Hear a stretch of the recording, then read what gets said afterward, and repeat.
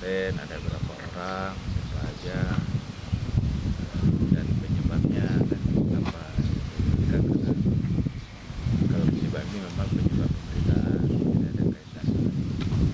Tapi kalau untuk lebih jelasnya, kawan-kawan boleh nanya ke bapak-bapak penyidik supaya nanti kan lebih sinkron kan gitu. Dia ditanyain memang seputar kejadian itu, saya jelaskan semuanya, termasuk siapa yang melihat ya, dan mengapa, dan ada berapa orang ya. Jadi saya juga sudah sampaikan yang melakukan itu.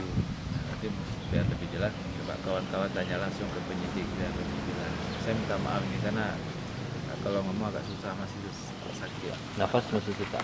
Kadang-kadang kalau udah banyak ngomong susah kan. Jadi ketawa pun sakit di dada. Ini juga ini Lubang ya, si lubang. masih tangan juga sudah mulai lah. Cuman kadang-kadang sering pusing ini ada. Mau lebah lekanya kawan-kawan boleh nanya.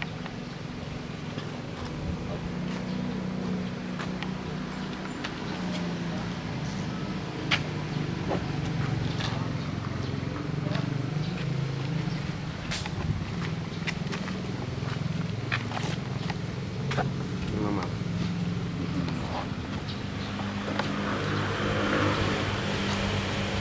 Ini memarte dia kena kayu apa?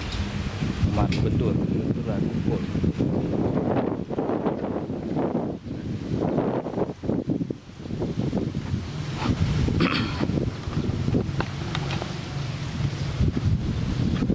Itulah suasana usai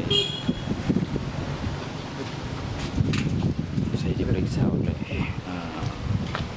penyidik tadi, salah satu rekan wartawan, sempat dianiaya oleh beberapa orang. Juga itu terkait pemberitaan. Lebih jelasnya kita belum tahu pasti, nanti hasilnya ada di Polres. Jadi cuma menjalani pemeriksaan.